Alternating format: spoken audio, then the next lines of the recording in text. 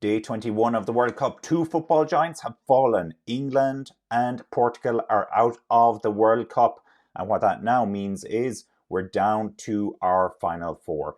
And of course, it's going to be France versus Morocco and Argentina versus Croatia. So that whole Croatian-Moroccan final is still very much possible. Believe it or believe it not. So, how are you doing? Welcome back to the channel. Thank you to everybody who's subscribed so far. A quick reminder to please like this video because it helps us a lot. Do subscribe as well and hit the bell to be notified of future videos. Hope you enjoyed the football yesterday. Well, you know, we got two cracking days of football before we go into our next break. We don't have a return of the World Cup now until Tuesday for the first semi-final. So that's a little bit unfortunate, but you know, that's the way it plays out sometimes. Having a look at the hot topics we have today, obviously, the football, Morocco 1, Portugal 0, England 1, France 2. What does that semi-final look or lineup look like, and what are our predictions for that? Is this the end for Ronaldo? I suspect it is for the World Cup. McAllister is certainly a wanted man after the performances he's been putting in for Argentina, and we touch on a few other transfer rumours as well. So very quickly, with regards to Morocco and Portugal, well, who saw this one coming? They've done it again. Not even a 0-0 draw, not even a penalty shootout. They were able to find the goal. So Morocco have become the first African nation to reach the World Cup semi-final. And of course, this ends the hopes of Portugal and Cristiano Ronaldo of winning the World Cup. And it's another 4 years for Portugal, but probably forever for Ronaldo as far as he's concerned. It was Nesri who scored the winning goal in the first half. What a goal it was. He leapt the highest to beat the goalkeeper Costa to the ball and heading in. He beat the defender as well, and it sparked absolute pandemonium in the stadium. The fans there were amazing. So the support actually at the stadium for the Moroccan team they were everywhere. You could tell their jerseys from the Portuguese jerseys because they're slightly brighter red or maroon or whatever you want to say. I know the color scheme is very similar between both countries, but you could tell, and the noise as well. It even came across on the TV screen. I thought it was amazing. Ronaldo was actually on the bench. He started on the bench, and he actually didn't come on until the 50th minute. And this equals the men's all-time appearance record of 196 international matches, but he couldn't actually score a goal. Morocco now are going to face France, as we know, and they were happy to play on the counter, and you know, they grabbed the winner and they took their opportunity. They didn't actually get that opportunity against Spain, so it was good. Bruno Fernandes actually came very close to scoring an equalizer just before, just after Morocco had scored their goal. His effort struck the crossbar. Morocco actually were decimated by injury, believe it or not, and for the majority of the second half, they just sat back. And then there was a driving shot that came in from João Felix, since he's Portuguese. That was the closest they came to an equalizer, but they couldn't make it happen. Chidira, who's the captain of Morocco, he was sent off for a second yellow card in the 8th minute of additional time. So that will be the main blot, I suppose, on Morocco's report card. Obviously, he'll be banned now for the next match, which is certainly not ideal. He may, in fact, be banned for the final if they're to make it that far. But let's have a look at the history of this. 3 African sides have previously reached this stage of the World Cup, but none had ever progressed to the semi-final. So those 3 African sides had come to the quarterfinals. Gosh, I'm not going to see if I can remember who. Maybe I can. Cameroon, Senegal, Ghana, maybe, and this time, of course, Morocco. Now, I could be wrong on the Guinean part of that, but do let me know in the comments. Actually, if you know, I'd be hugely interested to hear that. When the final whistle went, the fans jeered and they whistled the Portuguese. So obviously, not very happy about that.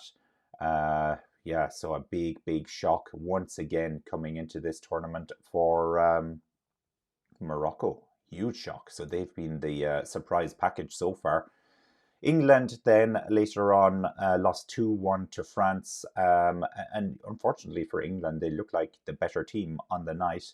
Um, you know, this is a little bit of a deja vu, I think, for England. You know, they're used to turning up on the day, being the better team on paper, being the better team on the field, but not being able to, kill off the other teams. And you could say the exact same thing about the Italian final at the Euro 2020. Actually, it was last year. It happened in 21, but that was due to COVID. So the Euro 2020 tournament. I don't know what's wrong with England. You would have to point the finger at the manager. Very clearly, Southgate is not a suitable manager for England. He doesn't give them that cutting edge that they should have with the players that they have.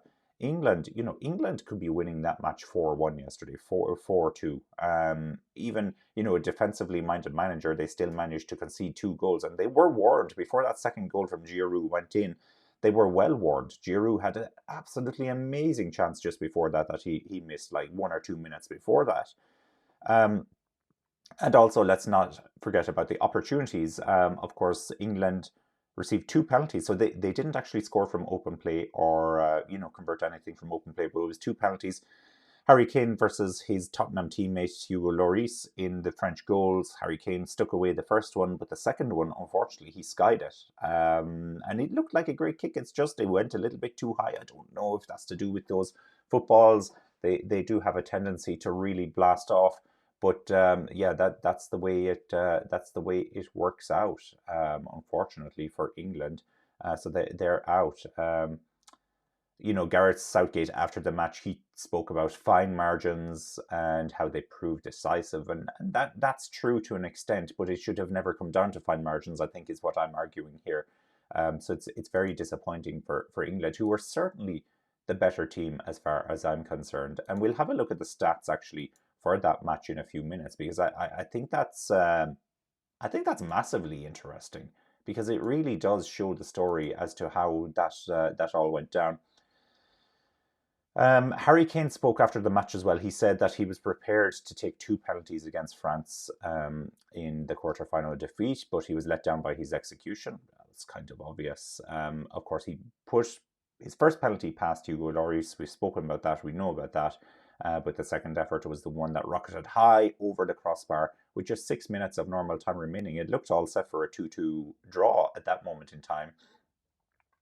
England then got 8 minutes of stoppage time in order to find a way to equalise, but France, their resolve held firm, and the semi-final date with the surprise package Morocco, who ousted Portugal, of course, was confirmed, and it would be France versus Morocco in that semi-final.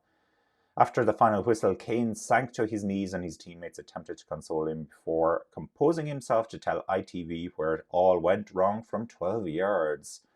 Harry Kane, of course, is the captain, so he needed to do that as well. So, it's tough. It's tough in those types of situations. No, I'm always somebody who prepares for getting 1 or 2 penalties in a game. I always have an idea of what I want to do, Kane said. I can't fault my preparation or anything like that. It was just the execution on the night. The first penalty was great. The second one, I didn't quite hit it and how I wanted. I have to take it on the chin. It will hurt, of course. The whole game will hurt. As the captain, I'll take that, but I couldn't be prouder of the boys. It comes down to small details, and I'll take responsibility for that. I'm not worried about the team and how it will impact the team. We have great talent. They certainly do have great talent, but this is it reminds me a little bit of the Belgian team in that it shouldn't come down to this. It really shouldn't come down to this. Oh, okay. But missed opportunities again for England. I think with that, let's have a look at the semi-final lineup, and let's also have a look at some of the stats from yesterday's matches, because I like stats. Firstly, on Tuesday, we're going to have Argentina versus Croatia. I've written off Croatia so many times at this stage. I find it difficult to go against them here. This one has a draw written all over it once again, I'm afraid. Potentially another penalty shootout for Croatia, and we know they're well versed at penalties at this stage. Good news for Argentina is they'll have plenty of videos to be watching to see what sides the respective players are going to, and the mind games can begin there. Argentina well able to score goals, but you would say the same about Brazil, and we all know how that finished. After extra time, it was 1-1, 0-0 after 90 minutes. Then we have France versus Morocco. Once again, how could I write off Morocco? I have written them off in pretty much every round that they've been involved in so far, and they've come through against Spain and Portugal. So France is next up for them. France were not impressive yesterday against England. A really bad show, actually, from France, in my opinion. Most of their key players didn't even turn up for that match. It was only Giroud was on fire, luckily for France. France, you would have to fancy to come through there, but once again, this could be a draw. It could have a draw written all over it. Depends how Morocco come back from injury with many of their players, what type of approach they take to this game. Will they try to just, I'm guessing they'll play a very similar game to the Portuguese-Spanish game where they'll try to nick a goal. He worked in the Portuguese game, not in the Spanish game. Will it work against the French? Who knows? And they have the likes of France France have the likes of Mbappe, who can hit you on the counter attack, but Morocco will be playing very, very deep. So I'm not convinced that that's going to be all that successful for France. So it could be another draw. Although if I'm going to go out on a limb, I'm just going to just about tip it for France for maybe a 1-0 win for France. That could be all it comes down to. And then who knows who's going to be in the final. The scary thing here is we've only 4 matches left. We have the 2 semi-finals. We have the third place playoff, which traditionally I don't usually even watch, but maybe I will make an exception this year. And then we have the final, of course, next Sunday. Not today, next Sunday, the 18th of December, just a week before Christmas. So it's not coming home for England. Looking at the results then, here we go. Stats galore. Morocco 1, Portugal 0. Of course, it was En-Nesyri that scored the goal for Morocco at 65% possession then for Portugal. But goals conceded, it goes in favour of the Moroccans. Attempts on goal isn't dramatically different here. 3 shots on target for both teams, 9 versus 11 overall in favour of Portugal. But then if you look at the final third entries here, see the amount of entries made by the Portuguese team. So they were certainly probing to try and get a way through, but it was such a defensive lineup from Morocco that they couldn't do this. The offers to receive as well dramatically skewed. Receptions between midfield and the defensive lines, line breaks, everything skewed in favour of Portugal. And even if you look at discipline, 3 yellow cards versus 1, and of course with a 1 red card as well going to Morocco, it's skewed in favour of Portugal here because Morocco were the team doing all of the defending. So I think this is perfectly normal. Look at the passing. The passing is all Portugal, but they couldn't find a way through. And I really thought they had the players to do this, but no, they couldn't. They were left very, very frustrated. And then we have a look at the stats from England versus France. Possession-wise, England were on top, as you can see, 54% with 10% in contest, and then that leaves about 36% for France. The goals total, of course, France winning the match 2-1, but attempts on goal 14 versus 9 for England, 6 versus 5 on target. Final third entries, you can see it's skewed from side to side depending on if you're going left, right or centre, but England with slightly more final third entries, more offers to receive as well. Receptions between midfield and defensive lines were a little bit more even between the teams, but England slightly on the top in this one. Line breaks, England slightly on the top. Discipline, more cards going the way of France as well. Obviously, once again, they were doing a lot more defending. Distribution favours England here. You can see in the set plays favours England, although penalties scored is the stark one that sticks out here. It should be 2-0, but they could only manage the one. So that's where we're at for that. Anyway, yeah, so the quarterfinals are complete, and we had quite a few shocks in there. Quite a few indeed. It's been absolutely fantastic. Don't get me wrong. I've enjoyed it.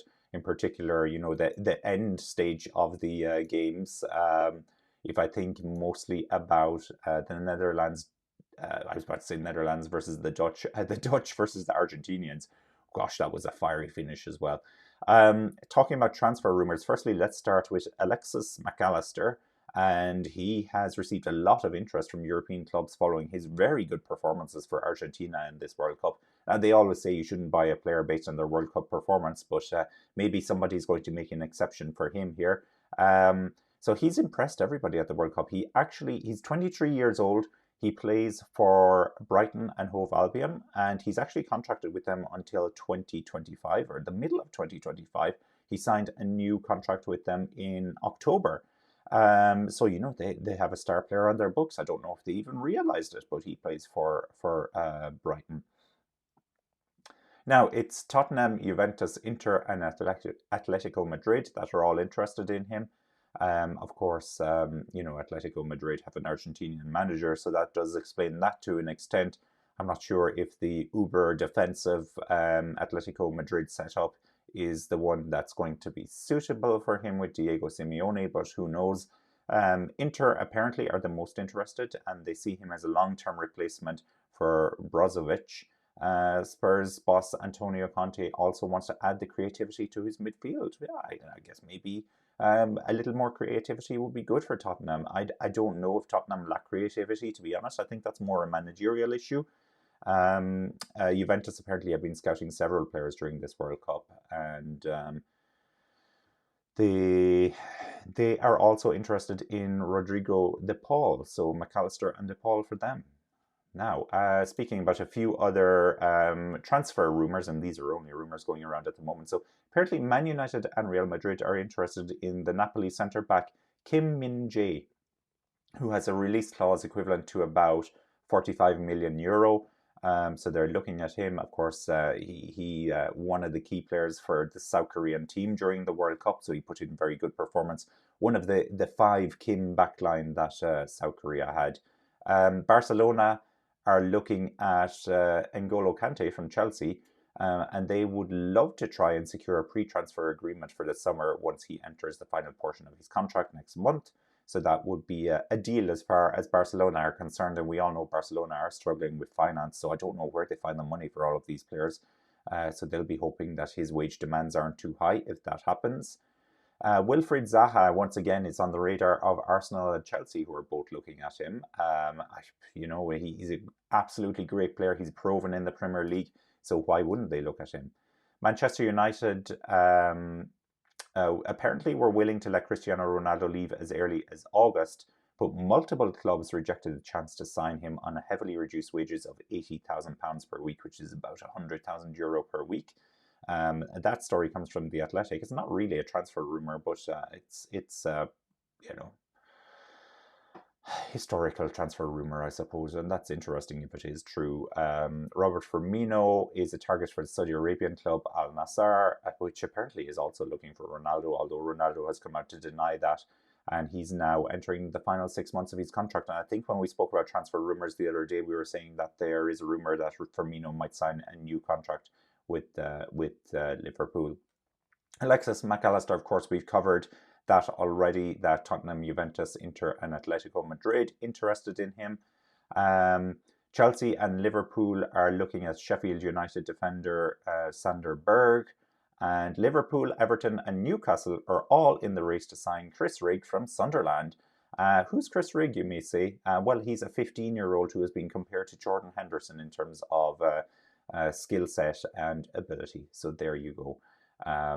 And whilst we're on the subject of 15-year-olds at championship clubs, Man City are said to have reached an agreement with Killan Midwood from Sheffield United. So another Sheffield player. We were just talking about Sander Berg above. So both Sheffield United players involved there. And I think that's it in terms of the really interesting rumours that stand out for me today. Of course, as I said, they are all rumours, and who knows if any of these will come into fruition. That's the way it goes sometimes. So, have I missed out on anything? No, I think we've covered pretty much everything. In terms of the Ronaldo, what next for Ronaldo? Is this the end for Ronaldo? I think it is, given his age. He will not play another World Cup. He'll be 41. I think it's been shown that he more hinders the Portuguese team than anything else, potentially, and certainly at 41 you could make that argument. Will he be around for the next Euros? That's a possibility. So we will await news on Ronaldo to see later today if he announces his retirement from international football.